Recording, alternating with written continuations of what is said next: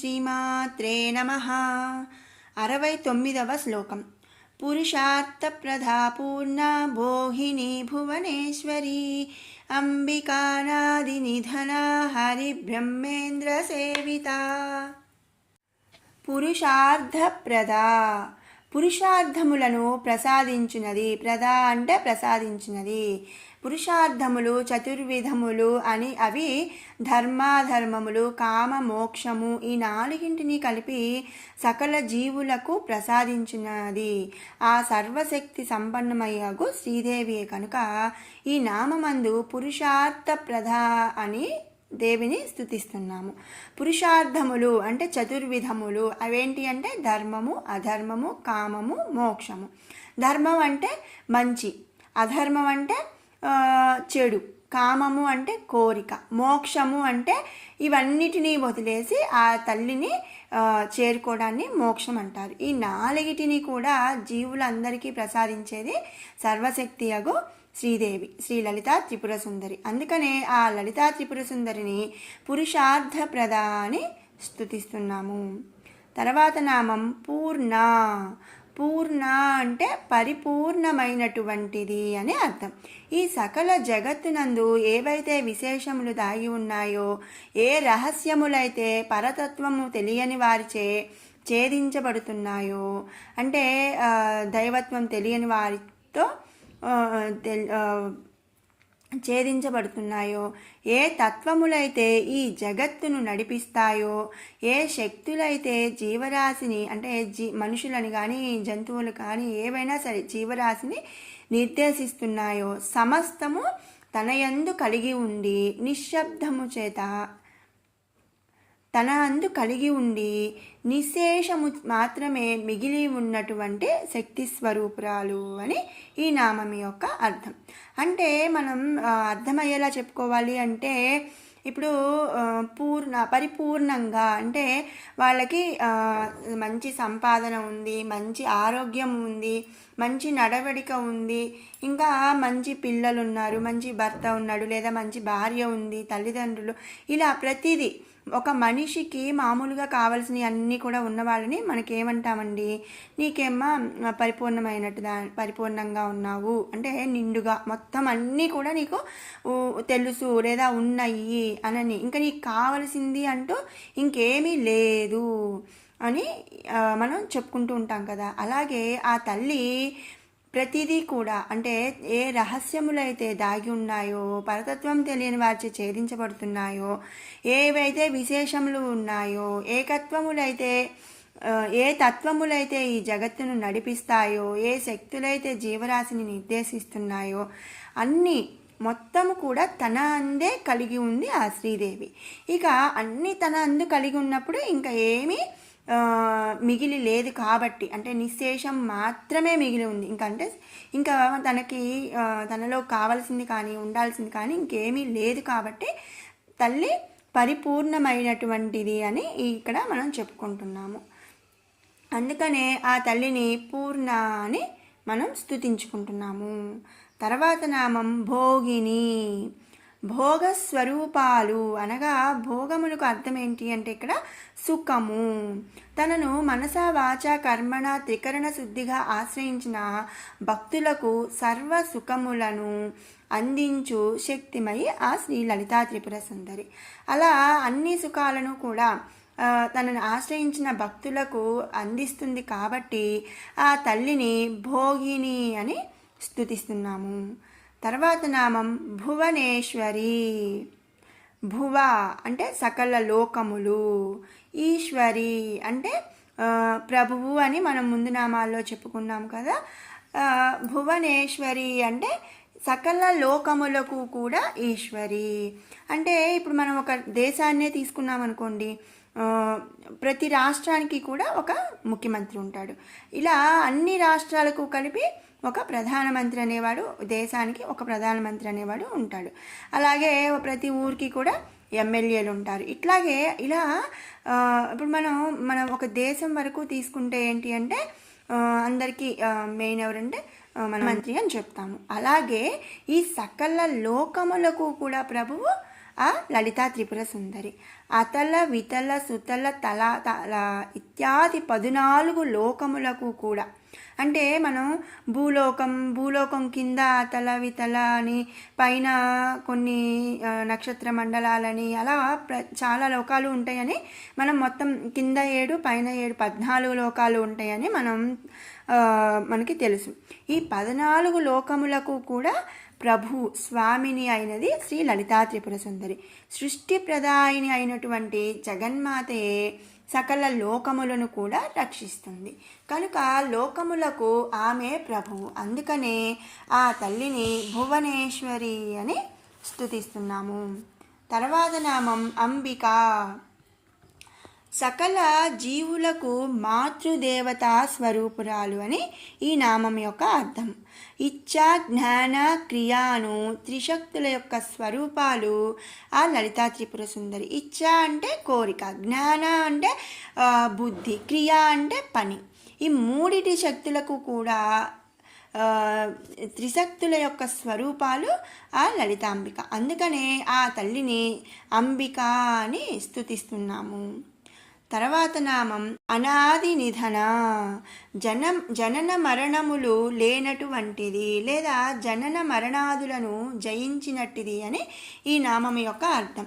మనం ముందు నామాల్లో చెప్పుకున్నాం కదా, ఆ తల్లికి అసలు పుట్టుక అనేదే లేదు.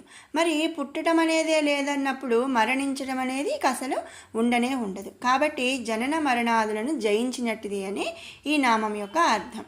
జనన మరణాలను జయించిన శక్తి స్వరూపిణి తన భక్తులకు మరణ భయములను కూడా పోగొడుతుంది. అంతే కదండి, మనుషులం అనేవాళ్ళం కంపల్సరిగా మనం పుడతాము. పుట్టిన వాళ్ళకి మరణం తప్పదు. ఎప్పుడో మనం చనిపోతాము అనే భయముతో జరుగుతున్న జీవితం అంతా కూడా మనం పూర్తిగా అనుభవించలేము. అలాగే ఆ తల్లిని కూడా త్రికరణ శుద్ధిగా మనం పూజించలేం. కాబట్టి అలాంటి మరణ భయం అనేది పోగొట్టి ఆ తల్లి మనకి మోక్షాన్ని ప్రసాదిస్తుంది అని ఈ నామం యొక్క అర్థం. అందుకనే తనని నమ్మిన భక్తులకు మరణ భయములను పోగొడుతుంది. కాబట్టి ఆ తల్లిని అనాది నిధన అని మనం స్తుతిస్తున్నాము. తర్వాత నామం హరి బ్రహ్మేంద్ర సేవిత. హరి అంటే శ్రీ మహావిష్ణువు, బ్రహ్మ అంటే బ్రహ్మదేవుడు, ఇంద్ర అంటే ఇంద్రుడు. హరి బ్రహ్మేంద్ర సేవిత. సేవిత అంటే సేవించబడినట్టిది. అంటే హరి చేత, మహావిష్ణువు చేత, బ్రహ్మ చేత, ఇంద్రుడి చేత, ఈ ముగ్గురితో కూడా సేవించబడినట్టిది అని ఈ నామం యొక్క అర్థం. హరి అంటే స్థితికారుడు, బ్రహ్మ అంటే సృష్టికారుడు, లయ అంటే ఇంద్రుడు నిర్వర్తించు శక్తి స్వరూపిణి. సృష్టి స్థితి లయలను అంటే బ్రహ్మ చేసే సృష్టిని, హరి చేసే విష్ణువు చేసే స్థితిని, ఇంద్రుడు చేసే లయలను కూడా నిర్వర్తించు శక్తి స్వరూపిణి అయినటువంటి ఆ జగన్మాతను వీరు వ్యాపించుచున్నారు. అంటే వీరు పూజిస్తున్నారు, సేవిస్తున్నారు. కాబట్టి ఆ తల్లిని హరి బ్రహ్మేంద్ర సేవిత అని మనం స్తుతిస్తున్నాము. 70వ శ్లోకం. నారాయణీ నాదరూపా నామరూపా వివర్జితా హ్రీంకారీ హ్రీమతి హృద్యా హేయోపాదేయ వర్జితా. నారాయణీ స్వరూపురాలు. దేవి భాగవతమందు నర శబ్దమునకు సనాతనము అనగా పూర్వము నుండి, అంటే లెక్కింప శక్యము కానటువంటి కాల పరిమాణము నుండి కలది అని అర్థం ఉందన్నమాట. అటువంటి స్వరూపము పరమాత్మ స్వరూపము. కనుక దేవి భాగవతమందే స్త్రీ శబ్దములన్నీ దేవి యొక్క విభూతులని చెప్పుట చేత నారాయణి అని అర్థము మనం ఇక్కడ గ్రహించవచ్చు. లేదా నారాయణునకు శివునికి స్త్రీ నారాయణి అని కలదు. కనుక నారాయణుని యొక్క స్త్రీ నారాయణి అని అర్థమును గ్రహించవచ్చును. అందుకనే ఆ తల్లిని నారాయణి అని మనం స్తుతించుకుంటున్నాము. నాదరూప. రూప అంటే రూపము, స్వరూపము. నాద అంటే నాదము. నాదము అనగా శబ్దం అన్నమాట. శబ్దమే స్వరూపముగా కలిగినటువంటిది అని ఈ నామం యొక్క అర్థం.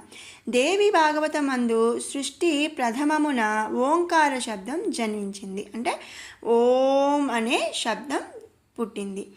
ఆ తల్లే మొదలు కాబట్టి, శ్రీ లలితామాతే మొదలు కాబట్టి, ప్రథమము అని మనం ముందు నామాల్లో చెప్పుకున్నాం కాబట్టి, ఓంకారముతోనే శ్రీ మహావిష్ణువు దేవిని ధ్యానించనని ఉంది. కనుక నాదము అంటే శబ్దము స్వరూపముగా దేవి కలిగి ఉన్నది కాబట్టి ఆ తల్లిని నాదరూప అని మనం స్తుతించుకుంటున్నాము. తర్వాత నామం నామరూప వివర్జిత. వివర్జిత అంటే లేనటువంటిది లేదా విసర్జించినది, వదిలేసినది అని అనుకోవచ్చు. నామ అంటే నామము, రూప అంటే రూపము.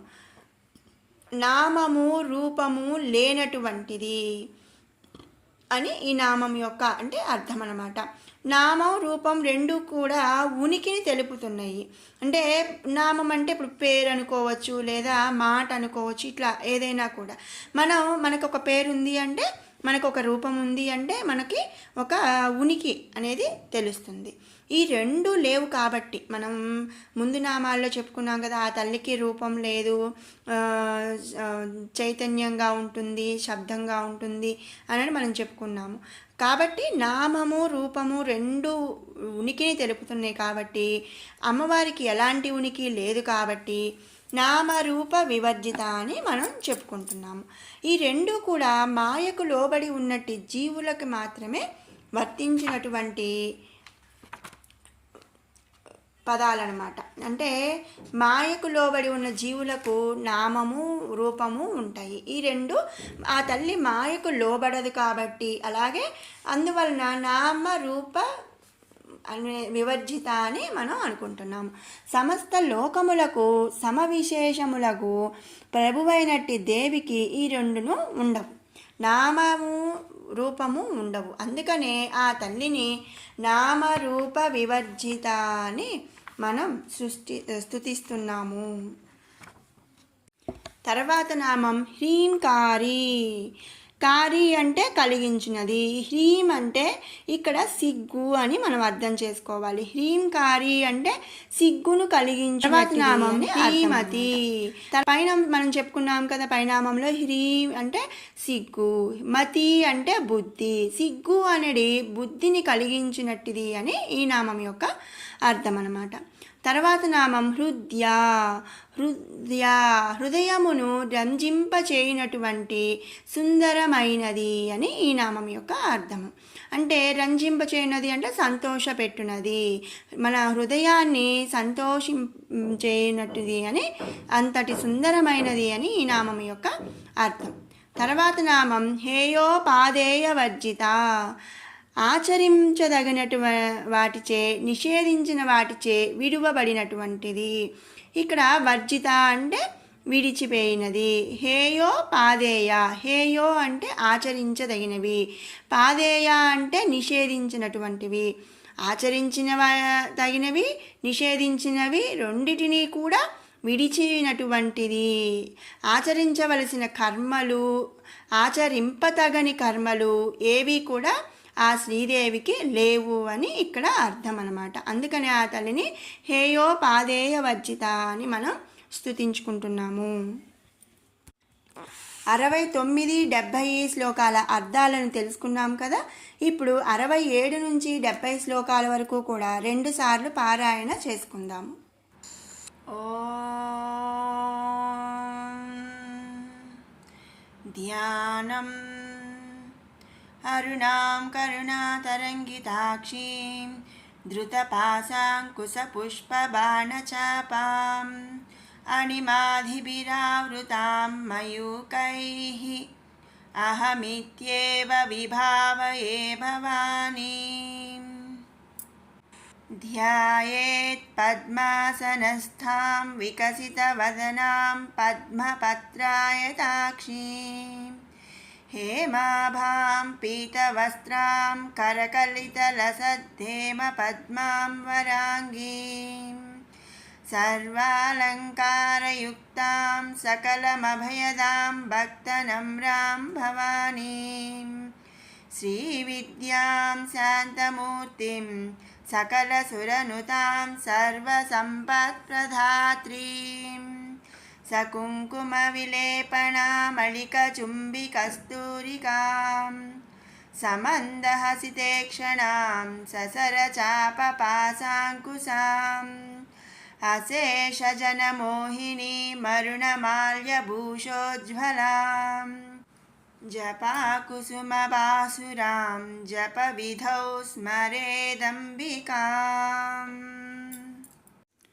आब्रह्मकीटजननी वर्णाश्रमविधायिनी निजाज्ञारूपनिगमा पुण्या पुण्यफलप्रदा श्रुतिसीमन्तसिन्दूरीकृतपादाब्जधूलिका सकलागमसन्दोहा सुक्तिसम्पुटमौक्तिका पुरुषार्थपरदा पूर्णा भोगिनी भुवनेश्वरी अम्बिकानादिनिधना हरिब्रह्मेन्द्रसेविता नारायणी नादरूपा नामरूपा विवर्जिता ह्रीङ्कारी ह्रीमती हृद्या हेयोपादेयवर्जिता మరోమారు పారాయణ చేసుకుందాము.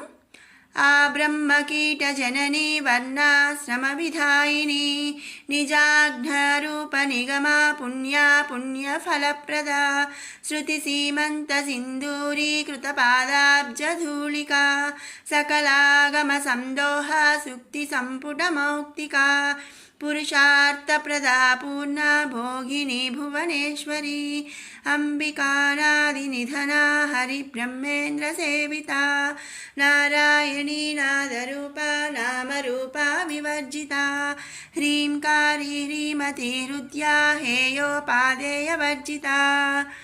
ఓం శ్రీమాత్రే నమః.